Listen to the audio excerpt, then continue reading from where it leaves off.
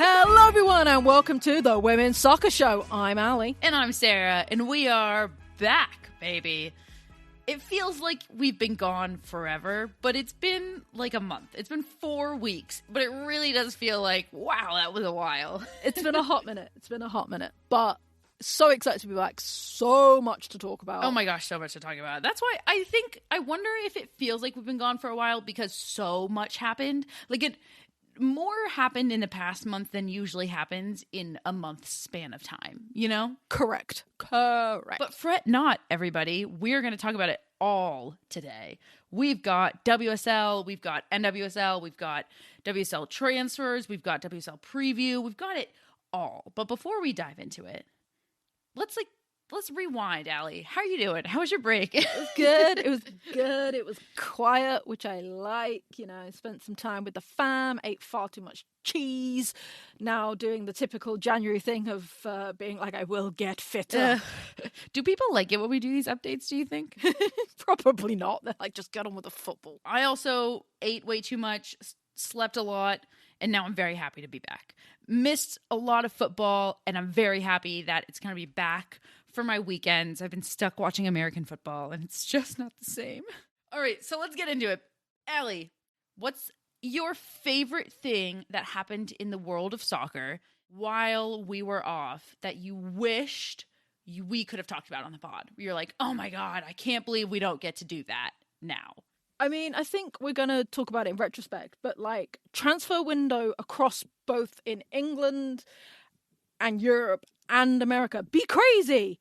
It be crazy because I was keeping everybody updated about the UK stuff, and then like we've got our little chat with the WSL team, and like Tim was on it and was like, so and so's moved in the NWSL, and mainly they were all going to Gotham, and we will talk about that later. But it was literally like, it's happening. I'm surprised you didn't just say West Ham.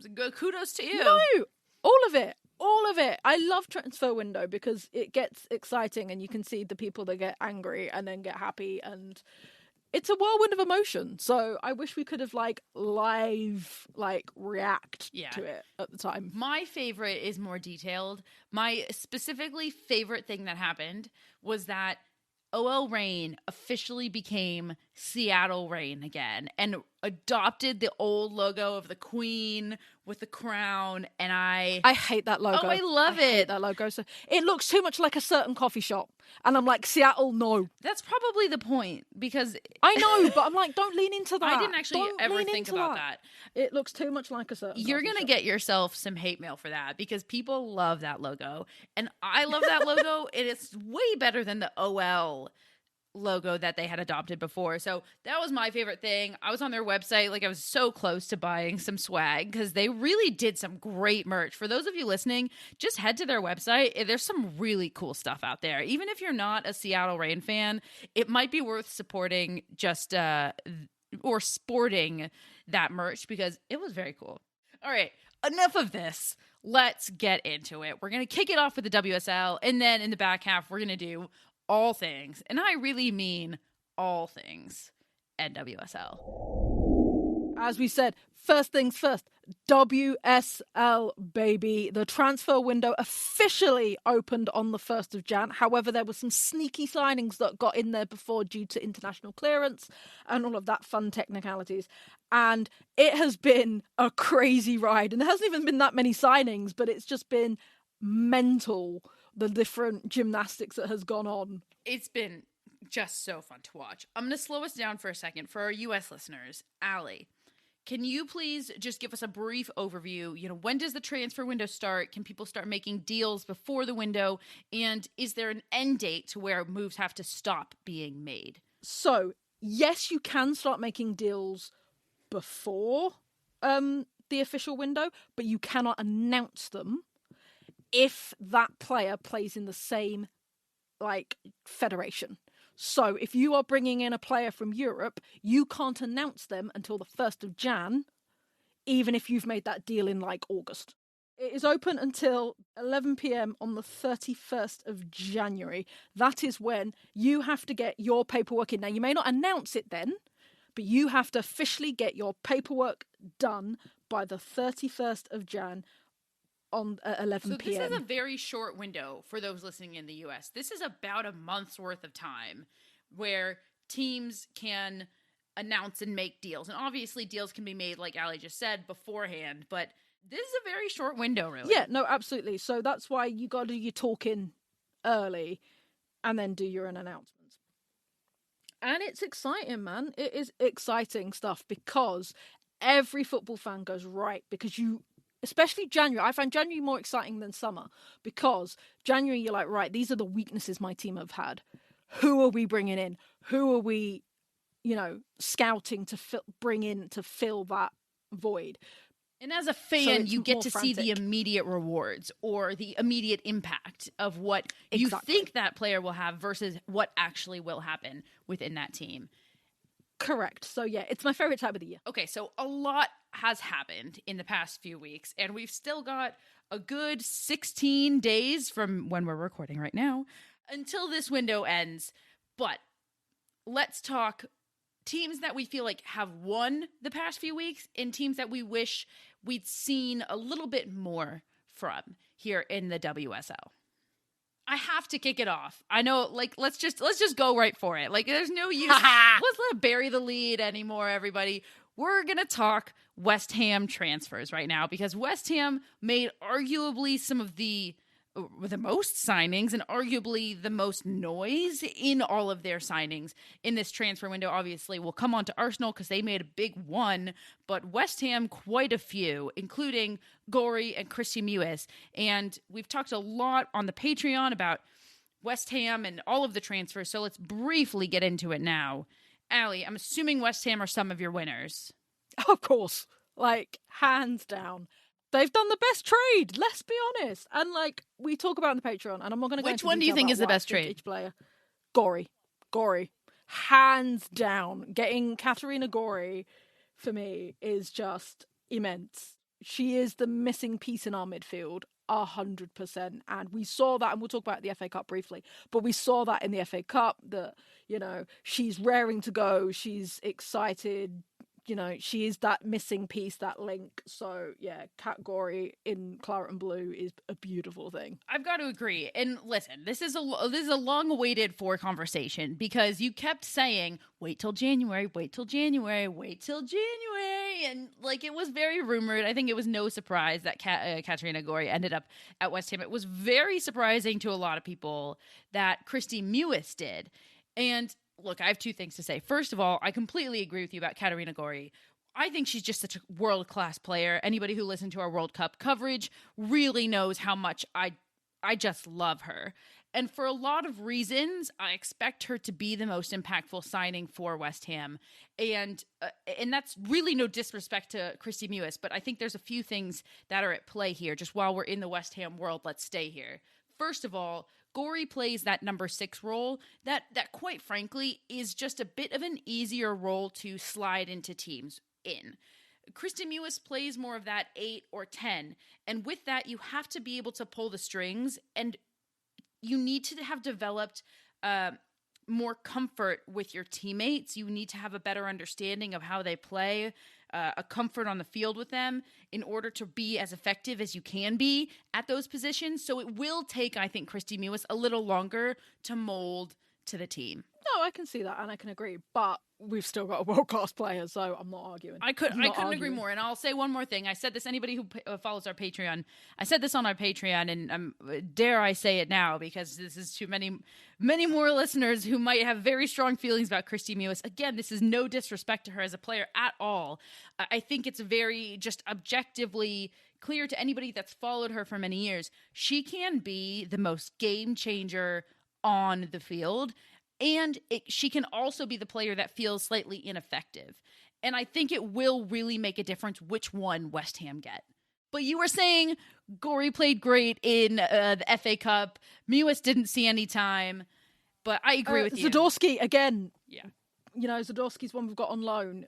Again, filling in for that centre-back because Howard was serving a suspension and was leading the back line. I can't wait. I've got to wait till Bristol because she's club-tied before we can see the pair of them together, but I'm very excited to see them. All right, so West Ham, I'd agree with you. Big winners of this transfer window. Any other teams that come to mind here? Tottenham. And it pains me to give Tottenham credit, but Tottenham, fair play, they've had a good start to the season compared to their normal start, and they have filled in where they have missing. They've actually just announced that Rhea Percival has gone on loan to Crystal Palace, which is interesting because I feel like Percival has been a key piece in their defence.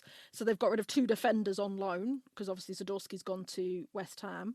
But then they've also brought in Matilda Vinberg from Hammarby. They've brought in Wang Shuang from Racing Louisville.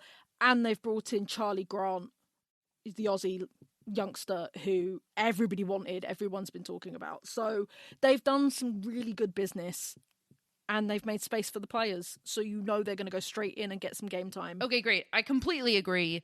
Let's talk teams really quickly that you feel like could have used some moves and it didn't happen. So it hasn't happened for a lot of teams, to be honest. Yeah. I'm hoping it's going to come out towards the end of the transfer window. I think that's a really good way to phrase it. Is like those are kind of the highlights of the window and everything else we're kind of waiting on. Yeah, because, for example, Brighton, our editor Mike's team, have made one move, and that's to get rid of a player. Right. And that's it, you know. Bristol have brought in a very good goalkeeper, I will say. And if you listen to Patreon, we talk about her a lot. They brought in Shea Yanez from San Diego, which is a big move. But again, they're not bringing anything up top. They're not any strikers. You know, so maybe we're just waiting. Maybe let's phrase it this way. What's one team that you would love to see moves being made? Just one. Pick one. Who are you most watching right now? Everton for me, because they are so borderline at the moment. They are so on the cusp of, you know, getting up there with some of the teams, and they have been for a while. And all we've seen so far is they, again, have lost a player. So Everton for me, I'm hoping there is a reason you've let one of your best players go to Chelsea. And what are you doing to replace her? And also, you lost a player due to retirement because of the heart condition. So you've only lost players. Everton, start spending some money. All right. From transfer window to looking ahead, from looking behind to looking ahead, in 3 days, we are going to have the WSL back with us again, kicking off for the first time in 2024. So we're going to pick a couple games that we are just most looking forward to, and we're going to preview them right here. So kicking it off, we've got to talk about how we're kicking off 2024 with a Chelsea-Manchester United matchup. Yes, so my picks have all been on the Sunday games, but we're getting a WSL weekend, folks, because there's a game on Friday, there's a game on Saturday, and then the rest of the games are on Sunday. So that is an exciting way to kick off. But yes, for me, I would say the Manchester United-Chelsea game on Sunday is going to be huge. It is so vitally important to both teams to get 3 points. Yeah, it truly is. A reminder to everybody. Chelsea kicking off this new year in first place with 25 points, just 3 points above City. Manchester United have been slowly falling down the table. They're sitting with 18 points, so they're a good 7 points behind Chelsea. They're actually even on points with Liverpool right now, if that gives you a good picture. This is a must-win for United, and I would argue that this is more of a must-win for United than it is for Chelsea. Yeah, no, it is. I think it is bigger for United in order to, keep Champions League hopes alive, because they're currently fourth, and it's not even a safe fourth. Like, they are just ahead of a gaining pack. Let's be clear. So, yeah, Man United are going to 100% want to win this. The big thing also as well is Arsenal play on Saturday, so they will know, both teams, what their target is. You know, because if Arsenal win, then they go level on points with Chelsea.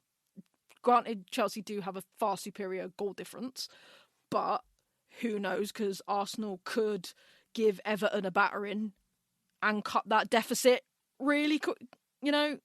Yeah, we could start this weekend with a shakeup. If Arsenal win and Chelsea somehow do lose to United, we could start this year off with quite the shakeup in the standings. Let's preview this game because it's huge for a lot of reasons. And I think the first thing that has to be said is this is a Chelsea without Sam Kerr. And it breaks my heart to say that. It breaks my heart that we even have to talk about it. And we're not going to go deep into ACLs or anything like that. frankly, everybody, if you're listening and you want that, please message us on socials and we'll talk it to death. But I think Allie and I both feel like we kind of already done that. So right now, all there is to do really is to talk about, say how devastating this is. And now let's talk about what this means for Chelsea. Obviously, they made a move in this transfer window, picking up Natalie Bjorn. And Allie, I know you watched their FA Cup game and you thought like, not so much there, but that was a first game for Bjorn with Chelsea. So we can't really hang a lot on that.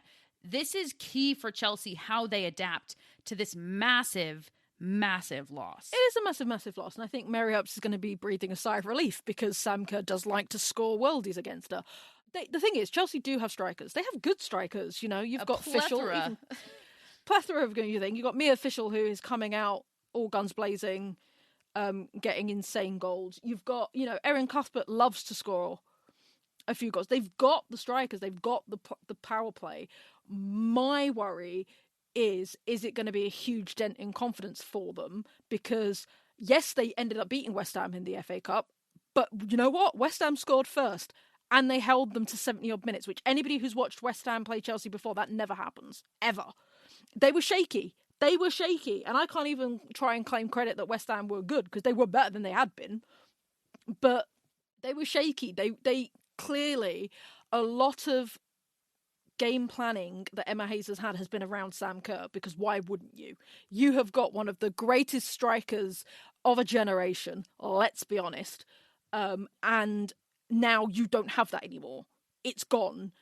And you have good strikers, but you don't have another once-in-a-generational talent striker. There is no replacing Sam Kerr.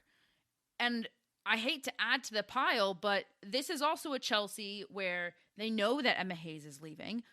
And not only are they playing on Sunday, but then 3 days later, they've got to turn around and kick off Champions League. So they've just lost Sam Kerr right before the season starts again. And they don't have a lot of time to get their feet back under them before very meaningful games happen. Kicking off with United and then immediately into Champions League. These two games will be the ultimate test of what Chelsea we're going to see. They can do it. I do honestly believe they can do it. I can honestly believe that they can do it because they do have the talent to do it. But I don't think they've had the time to get their game plan in action yet. The positive of this is that, like you said, they have incredible talent and they have incredible young talent. And this could be such a beautiful moment for not just the young talent, but for honestly, like fans to get to see these young players kind of come into their own and put some weight on their shoulders and help carry Chelsea. That is so huge. And I'm excited to see who steps up because somebody's going to step up and we'll see who it is. Yeah, no, 100%. But let's talk about Man United a minute. Yeah. Man United are interesting at the moment because they have tailed off. Their last game before the winter break was against Liverpool and they lost, as we covered, quite, unexpectedly. And we'll talk about Liverpool in a minute. So they're already going to be down from that. They did get a great win in the FA Cup against Newcastle, but remember that team is like a few leagues down. It's not like they played a WSL team and won. So it is going to be interesting to see which Man United turn up because I'm concerned for them, is the honest answer. I am concerned for them. Something isn't clicking because they've got one of the best squads at the moment in the WSL. For me personally, they've got, they picked up some amazing talent that is being so underutilized because I know you're damned if you do, you're damned if you don't when it comes to player rotation because some people are like, if it ain't broke, why fix it? Others are like, why are you playing the same players over and over? Because that allows people to learn your game plan because once you've seen Tooney do what Tooney does 4 times in a row, then on the 5th time you can stop her. I get that. But the thing is, if I'm Mark Skinner, I have got such a plethora of talent, both young and old, that I am not using because I am favouring the same squad week in, week out. That scares me for them going up against Chelsea. Chelsea, even without Sam Kerr, know what Man United are going to do. If he's got Zellum in the middle, then they're going to know how to work out Zellum. If he's got, Turner in the back, who unfortunately scored an own goal in the last game, they're going to know how to exploit that. And so I am very, very concerned for Man United right now. I think when we last spoke about United in December, you said that you think it's Mark Skinner's time, and there's somebody else out there who he's done a great job taking them to where they are now, and somebody else needs to take them to the next level. I'm excited because I think that they're going to come out guns blazing in this game. This couldn't be better for United. I see them as a team that if they were playing a bottom of the table team, they might almost come into this like lulled mentally, almost asleep at the wheel. This is a game that will wake you up. And I think that's exactly what it will do for United. I think they could definitely steal one off of Chelsea right now, who admittedly are a bit wobbly after their FA Cup performance. No, absolutely. And you look at the team that played against Newcastle, they brought in some really old hands, like really, seasoned players. And Nikita Paris managed to get 2 goals. Rachel Williams got a goal. Like, these are players that, are solid. Goal scorers galore on this team. Yeah, they may not be the first name on the team sheet, but if I'm Skinner, I look at it, start Paris, because she's banging in goals for fun right now. All right, moving on. We're going to talk Manchester City, Liverpool. This is one, Allie, that you said you are extremely excited for. Tell us why. I'm so excited by this because Liverpool, I have been my surprise of the season so far, because they didn't make many moves in the summer. They haven't made that many moves so far in January. But you know what? Matt Beard has just won Manager of the Month for December. As we just said, pulled off a shock win against Man United, and they've pulled off some shock wins against some big, big teams. And they've got themselves to fifth, because they're level on points with Man United. It's just Man United have a better goal difference. So, which nobody had. They were fighting relegation last season in their first season back. So, fair play to them. And they're facing a Man City who, again, has sprung into life, which nobody expected. Again, another team that did nothing in the transfer window apart from a like-for-like swap in, sending Rasso over to Real Madrid and getting Jill Rood. Like, come on now. So, and she's been phenomenal for them. Like, absolutely phenomenal. So, I'm so excited to see what's going to happen. I hope, and this is my hope, that Liverpool go in with the same tenacity that they went in against Man United. My fear is that they're going to go in with a little bit of cockiness and Man City's going to humble them. And it's going to be like a 5-0 win for Man City, which would make me sad. This is one of those games where we're going to find out what Liverpool are made of. Exactly. And I want to battle. I want to battle, baby, because, both teams have got some amazing players. City, I would argue, have the more named players. You've got your Bunny, you've got your Hasegawa, you've got Roord, as I just said. You've got Hemp and Kelly, whereas Liverpool, less so, but Liverpool have come out as a unit. Their named player is Liverpool FC. There we go. You've made me more excited for that game, so I feel like that might be the perfect place to end. But listen, everybody, it's not just those 2 games this weekend. This weekend is wild. There's 2 bottom-of-the-table matchups that I'm so excited about. Friday's game is Leicester City versus Aston Villa. Massive. And as Allie mentioned, West Ham versus Tottenham on Sunday. A rivalry, a battle. And another bottom-of-the-table battle, Brighton versus Bristol City. These are just, it's a weekend of massive matchups, and I'm going to be watching them all, and I'm very excited. Let's go around the world, around the world. To my favourite league up north, Scotland. Rangers had an outstanding win this weekend, scoring 10 past Dundee United to keep them first. Celtic had an equally impressive win, netting 9 goals against Montrose to keep up the chase. Into the land down under, Australia. Melbourne City are currently 5 points clear of rivals Perth Glory. However, it is much closer in the rest of the playoff places. 3 teams are currently tied on 17 points. Third place Sydney are on 19 points and second place Perth are on 21. to France. And Lyon did PSG a massive favour this week by beating third place Paris FC 1-0, extending their lead at the top. PSG in turn smashed Lille 6-0, giving themselves a healthy goal difference between them and the rest of the pack. And finally to Mexico, La Liga MX. The Mexican League is back with a bang, as always. Tigres are already pulling ahead. 2 wins out of 2 for this side, including a convincing 5-1 win over Pumas. Keep listening as we carry on covering one of the best leagues in the world. Have you checked out Total Football Analysis yet? TotalFootballAnalysis.com provides researched analysis on loads of football, including the women's game. Want all the stats in one place instead of drowning in a mountain of tabs?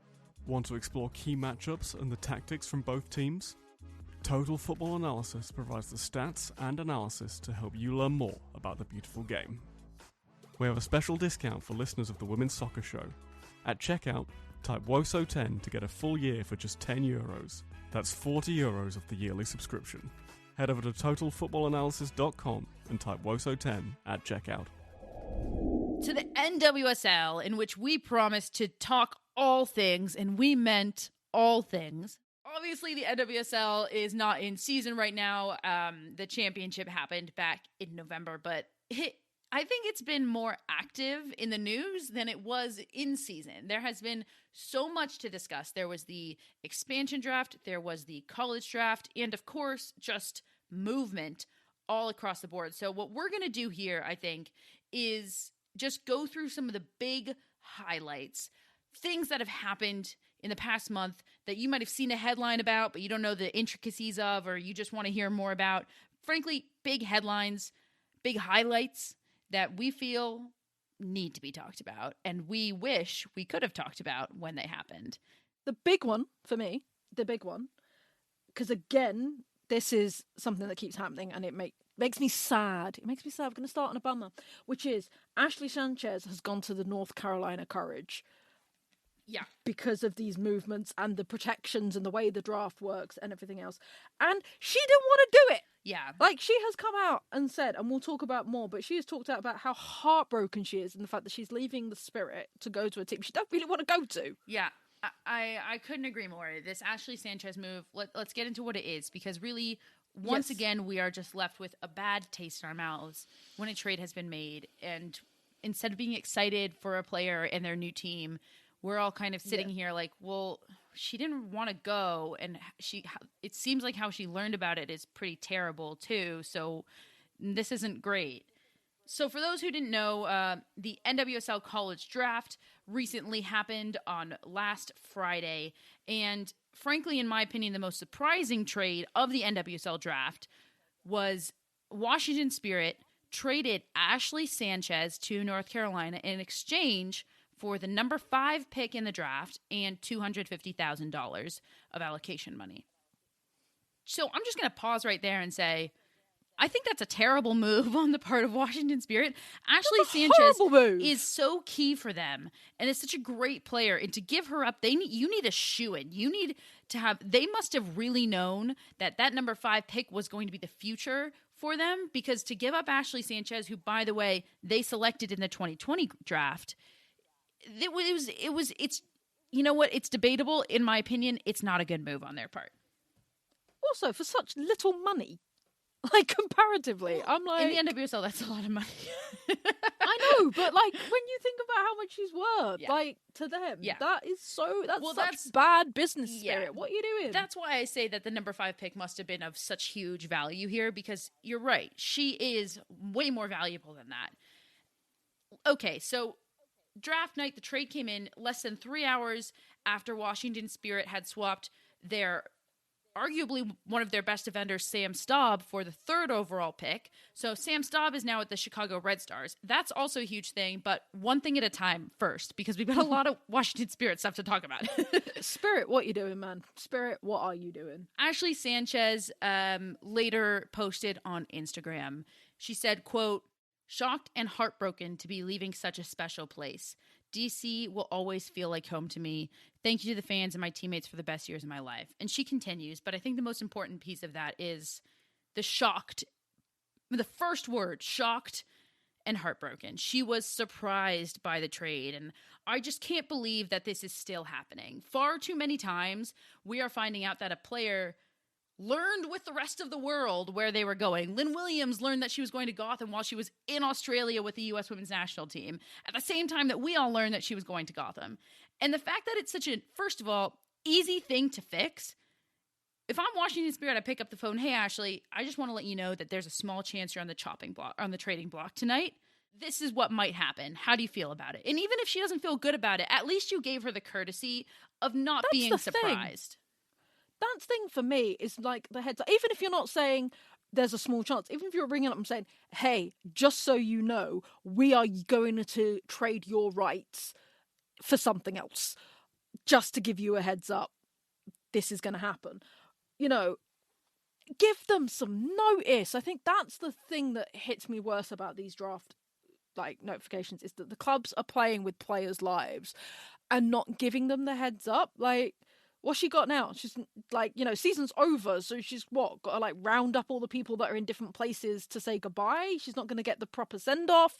Fans are going to be annoyed that they're not going to be able to say thank you very much, goodbye, because she's going to be in a North Carolina jersey next time they see her.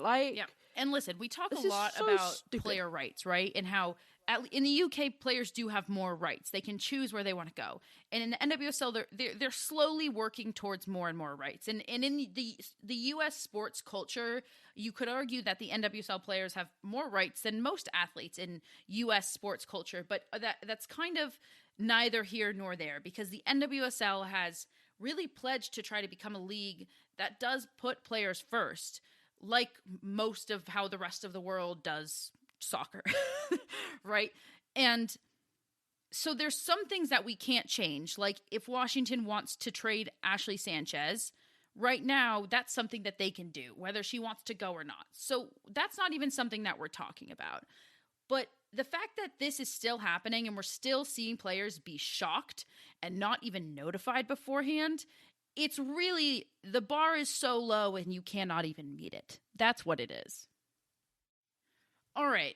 So not to dwell on that, a few more bullet points on Washington Spirit. Casey Kruger came over from the Red Stars to Washington Spirit. So Red Stars and Spirit basically swapped defenders there, if you will. Sam Staub from Washington to Chicago, Casey Kruger from Chicago to Washington.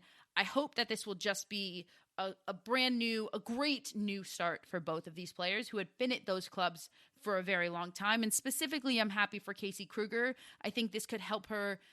I think that this could really help her get the visibility she needs from the national team, because let's just be honest, playing in Chicago did not do her any favors. No, that's the thing I'm excited about to see Kruger go in the Spirit, is I'm hoping that Emma Hayes pays attention and sees her play and goes and sees her play, because Kruger was missing in your squad and has been missing in your squad. And you know what? Sonnet can't always be the answer. And finally, Washington Spirit announced that their new head coach will be Barcelona's Jonathan Giraldes. This was reported in December that he was looking for a job outside of Europe, but he didn't want to say anything else. And it was just recently reported that he will be the Spirit's new head coach. I think this is just fantastic. It's fantastic for the Spirit. It's great for the league. He will bring a beautiful style of play, which I think is needed in more teams in the NWSL. And not only that, I think it's pretty clear that he has some investment in player development. It's all positive across the board here for me. Yeah, this is huge. This is huge for the Spirit to get a manager of this caliber. Like, this is huge for them. And we've seen European managers can work really well over in the NWSL because they bring such a different style of play. So, yeah, I'm excited to see because the Spirit was they were all right this season, but not really. And so it'll be interesting to see if they do much better. So the big one, and I would say this is probably the hugest in terms of NWSL transfer news. Gotham, my goodness, right? Coming off of winning, the championship and being the big team that they are now, have made some insane signings. To say the least. Is there one you're particularly excited about? Because there's one I'm excited about, and it's probably not the same one. Let me say first and foremost, Gotham signed Crystal Dunn, Rose Lavelle, and Emily Sonnet, and also Tierna Davidson. And those are all world-class players. So obviously I am excited to see them play. I'm excited to see them play on a new team, see how they fit in. Where will Emily Sonnet play? Will Davidson be in the center back? Will she just be replacing Ellie Krieger? I'm excited for all of that. And as somebody who has followed Gotham very closely for many years, I find it very interesting that a team whose identity was truly, and what brought them to the championship this year, was that no player is bigger than the team, and that every player on that team is a starting player. And there was never a game where it was the same starting lineup as the game before. Every single time it was different. And it was based on how you performed in training that day before. And then they go and they sign 4 huge stars. And what Gotham had last year was a star in Allie Krieger who could put her own ego aside and say, I am the same as everybody, and I'm buying into this team culture. And when you bring 4 stars like that in, you now need all 4 stars to also buy into that team culture, that they are no bigger and no better than anybody else. And that's a lot to ask. Rose Lavelle is coming from a team where the entire team was built around Rose Lavelle having the ball at her feet and pulling the strings. And that might not be her role this time. So as long as they've all bought in, I'm excited to see it. I'm very wary right now about how this might be for Gotham. If you want me, I really can't pick one. I really can't. I mean, I'm most excited. I'm always most excited to see Rose Lavelle and Crystal Dunn play, because I could watch them play for days. You know what I'm most excited about? Sahara are reunited. Oh. Sonnet and O'Hara are back together again after an amazing time at the Spirit. And then they got cruelly separated, with one going to Gotham, one going to OL, or Seattle as they are now. I'm so excited to have Sonnet and O'Hara back again, just if not for the Instagram content that we're going to get. Don't get me wrong, I'm very excited for that. But I think anybody who follows Gotham would agree with me that these are huge signings, and they could be massive. And this could also be a Kansas City type of team where you look at the roster and you're like, woo-wee, that is stacked. And then the results don't follow. But I think that we're missing the biggest point of all that came out of all of these signings. Yeah, so we're all excited, like, woo, big 4 names. There is some controversy over at least one of the signings that they made, which is good old Crystal Dunn. Now, we love Crystal on this podcast. Let's get that out of the way. We love Crystal Dunn on this podcast. Yeah, the controversy is really not about her, actually. Well, it kind of is. It is because and it isn't, yeah. It is and it isn't, because let's be honest, right? So Crystal Dunn comes over to Gotham. This is huge. However, it appears that maybe it's part of her deal that she came to Gotham. It absolutely is part of her deal. This can't be a maybe. This is definitely part of her deal. All right.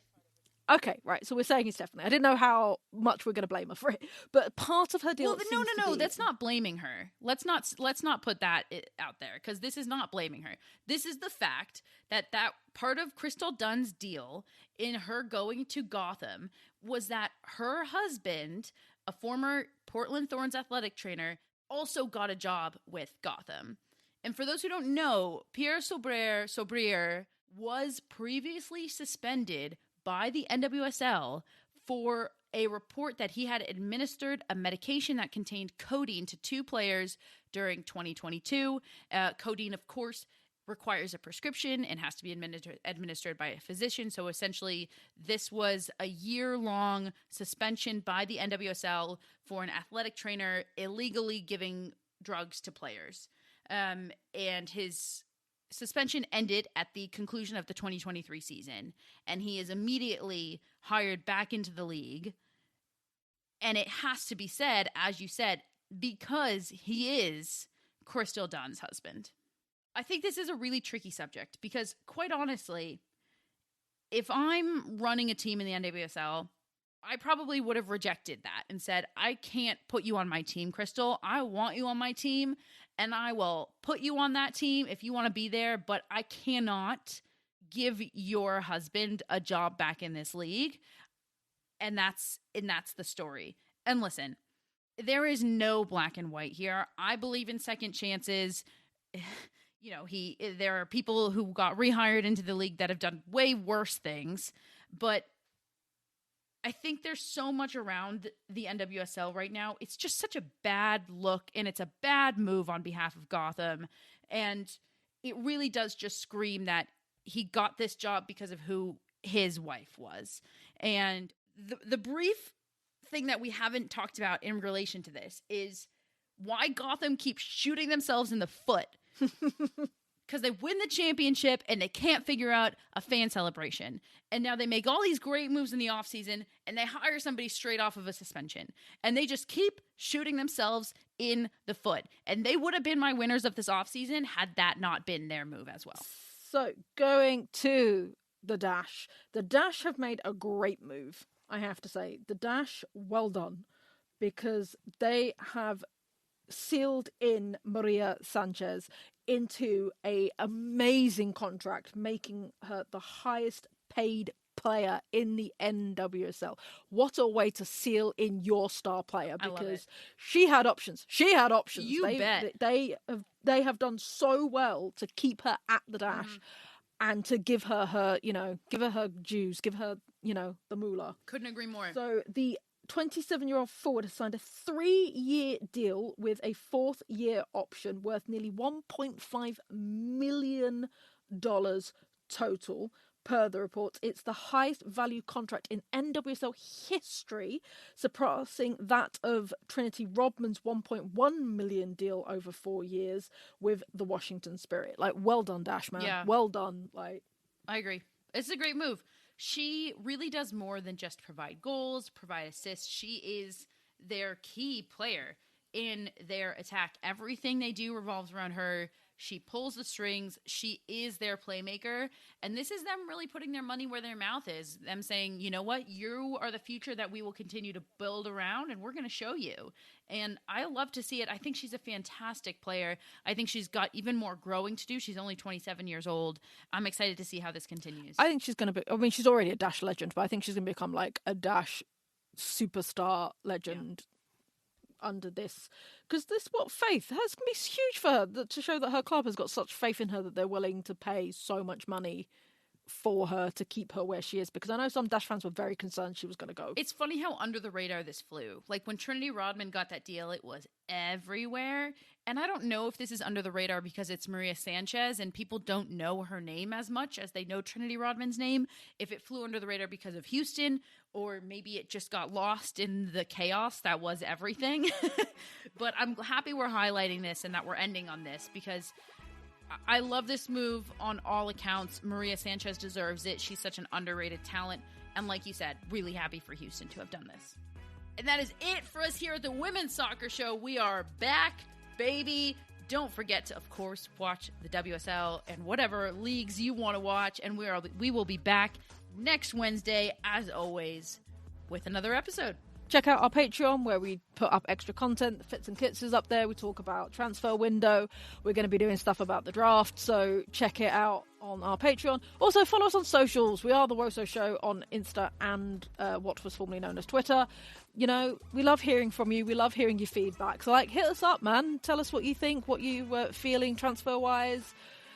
Are you as excited as we are about the moves that the teams have made, or are you a bit nervous about the lack of moves your team has made? Love it. That's at the WOSO Show. And for the Women's Soccer Show, I've been Sarah. And I've been Ali. Thanks, everybody. Good night.